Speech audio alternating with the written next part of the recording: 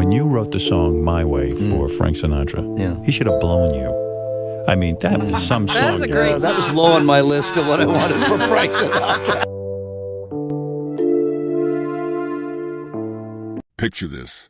You're sitting in a smoky Las Vegas nightclub in the 1960s. The lights are dim. The crowd is buzzing with excitement. And suddenly, the most famous voice in America starts singing. But here's the twist. The song he's singing, the one that would become his signature tune, was written by a scared kid who was too terrified to even approach the legend. That kid was Paul Anka, and at 84 years old, he's finally ready to tell us everything about his incredible friendship with Frank Sinatra. For decades, Paul Anka kept the most fascinating secrets about Old Blue Eyes locked away. But now, after more than 60 years in the music business, he's opening up like never before. And what he's revealed will completely change how you think about Frank Sinatra, the Rat Pack, and one of the most famous songs ever written. Let me take you back to where it all began. Paul Anka was just a teenager when he burst onto the music scene. At only 16 years old, he was already a star, but like every young musician of his time, he had one dream: to meet Frank Sinatra. Frank wasn't just a singer to Paul and his generation. He was the king of cool, the man every performer wanted to be like. They wanted to dress like him, talk like him, and play at the same venues he played. But Frank Sinatra had a reputation that made grown men nervous. He was known for his quick temper, his connections to some very dangerous people, and his ability to make or break careers with just a few words. So when young Paul Anka finally got the chance to meet his hero, he was absolutely terrified. Paul remembers that first meeting like it happened yesterday. Frank looked at this skinny kid from Canada and did something unexpected. He took him under his wing.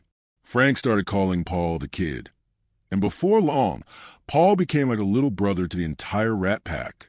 Dean Martin, Sammy Davis Jr., Peter Lawford, they all accepted this teenager into their exclusive club of superstars. But being part of Frank's inner circle wasn't just about the glamour and the parties. Paul got to see a side of Frank Sinatra that the public never knew existed. Behind all the swagger and the tough guy image, Frank was incredibly lonely. He had been married multiple times, had complicated relationships with his children, and despite being surrounded by people all the time, he often felt completely alone. Paul watched Frank struggle with his demons night after night. The man who seemed to have everything, fame, money, beautiful women, powerful friends, was actually fighting battles that nobody could see. Frank would drink too much, stay up all night, and surround himself with people just to avoid being alone with his thoughts. And then there were Frank's relationships with women. Paul reveals that Frank had a very complicated view of love and romance. On one hand, he could be incredibly charming and romantic, the kind of man who would sweep a woman off her feet with grand gestures and expensive gifts. But on the other hand, Frank didn't really understand women at all. He treated them more like trophies than real people, and this caused him endless problems in his personal life. Paul tells us about Frank's passionate but stormy relationship with actress Angie Dickinson. According to Paul, Frank was absolutely crazy about Angie, and she was one of the few women who could handle his intense personality. But even that relationship was filled with drama, arguments, and misunderstandings. Then there was Frank's famous feud with Barbra Streisand. Most people never knew how much Frank actually disliked Barbra.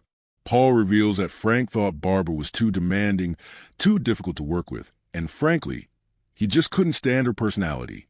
This was shocking to many people because both Frank and Barbra were considered legends in their own right.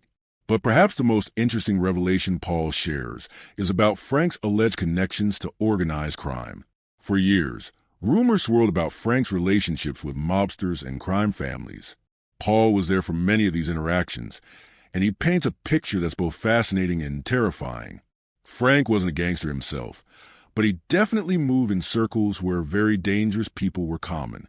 Paul remembers sitting in restaurants where men in expensive suits would come over to Frank's table and whisper in his ear. He witnessed conversations that suddenly stopped when certain people walked into the room. And he saw how Frank could make phone calls that would solve problems that seemed impossible to solve through normal channels. The most incredible part of Paul's story, though, is how he came to write the song that would define Frank Sinatra's entire career. My Way. This is where Paul's story becomes almost unbelievable, because the truth about how this song was created is nothing like what most people think. For years, Frank would tease Paul by saying things like, "Hey kid, when are you going to write me a song?" But Paul was absolutely terrified of the idea. Here he was, a young man who had written hit songs for other artists, but the thought of writing something for Frank Sinatra made him break out in a cold sweat. What if Frank hated it? What if it wasn't good enough? What if it ruined their friendship? So Paul kept avoiding it, making excuses, and hoping Frank would forget about it. But Frank never forgot about anything, especially when it came to music. He kept bringing it up, and Paul kept getting more and more nervous about it. Then one day, Paul heard a French song called Comme d'habitude, and something clicked. He realized that this melody could be perfect for Frank, but it would need completely new lyrics. So Paul locked himself in his apartment with an old typewriter and started writing. But this wasn't just any writing session. Paul would try to get inside Frank Sinatra's head and write lyrics that sounded like something Frank himself would say. Paul sat at that typewriter until 5 o'clock in the morning, chain-smoking cigarettes and drinking coffee, trying to capture Frank's voice and words. He used phrases that Frank actually used in conversation, words that were tougher and more direct than Paul would normally write. Instead of writing a typical love song, Paul wrote something that was like Frank's autobiography set to music. When Paul finally finished the song, he was still terrified to show it to Frank, but he gathered up his courage and played it for the man himself. Frank listened to the whole thing without saying a word, and Paul's heart was beating so fast he thought he might pass out. When the song ended, Frank was quiet for what felt like forever. Then he looked at Paul and said something that changed both of their lives forever. He said it was perfect.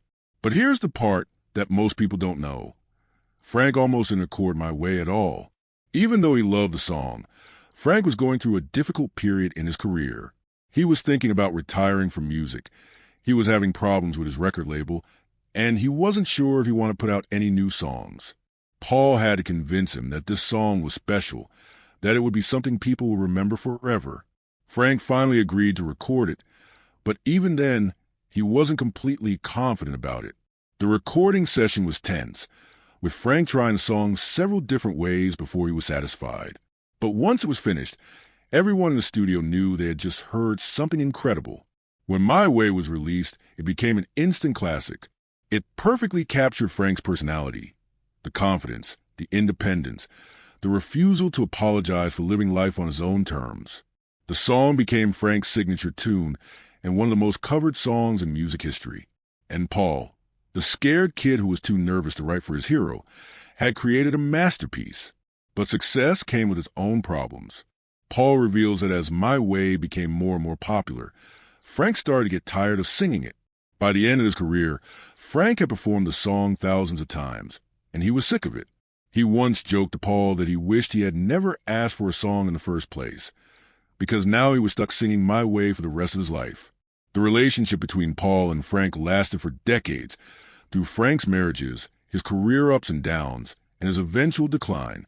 Paul was there when Frank was at his peak, selling out shows in Las Vegas and dating some of the most beautiful women in the world. But he was also there during Frank's darker moments, when age and illness started catching up with him. Paul watched Frank struggle with his health in his later years. The man who had once been the epitome of cool was now dealing with memory problems, hearing loss, and the general frailties that come with old age. But even as Frank's body began to fail him, his spirit remained strong. He continued performing almost until the end of his life, because music was the one thing that still made him feel alive. One of the most touching stories Paul shares is about Frank's final years. Despite all of his success and all of the people around him, Frank was still that lonely man Paul had met decades earlier. Frank would call Paul late at night, just to talk and reminisce about the old days. These conversations were precious to both men because they represented a friendship that had survived decades of ups and downs in the entertainment business. Paul also reveals some surprising details about Frank's family relationships.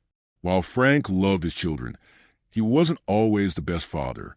His career came first, and he missed many important moments in his kids' lives. This was something that haunted Frank, especially as he got older and realized that all the success in the world couldn't make up for lost time with family. But perhaps the most important thing Paul wants people to understand about Frank Sinatra is that behind all the legend and mythology, he was just a man. He was a man with incredible talent, yes, but also a man with fears, insecurities, and regrets just like everyone else. Frank's public image was carefully crafted to hide his vulnerabilities, but Paul saw the real Frank, the one who worried about performances, who struggled with relationships, and who sometimes felt overwhelmed by his own fame. Paul's stories about Frank aren't just gossip or celebrity tales. They're a window into what it was really like to live in that golden age of American entertainment. Paul was there for some of the most legendary moments in music history, from Frank's comeback performances to the wild parties with the Rat Pack. He witnessed the creation of some of the most beloved songs ever written and saw how the entertainment industry worked from the inside. As Paul looks back on his friendship with Frank Sinatra, he's grateful for every moment they shared. Frank taught him about music, about show business, and about life. But most importantly, Frank showed Paul that even the biggest stars in the world are human beings who need friendship, loyalty, and understanding. At 84 years old, Paul Anka is still performing, still writing music, and still sharing stories about his incredible life. His revelations about Frank Sinatra give us a new perspective on one of America's greatest entertainers.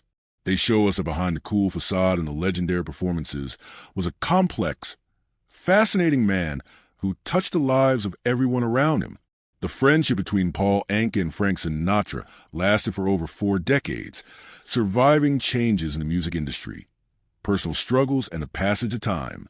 It was a friendship built on mutual respect, shared passion for music, and genuine affection.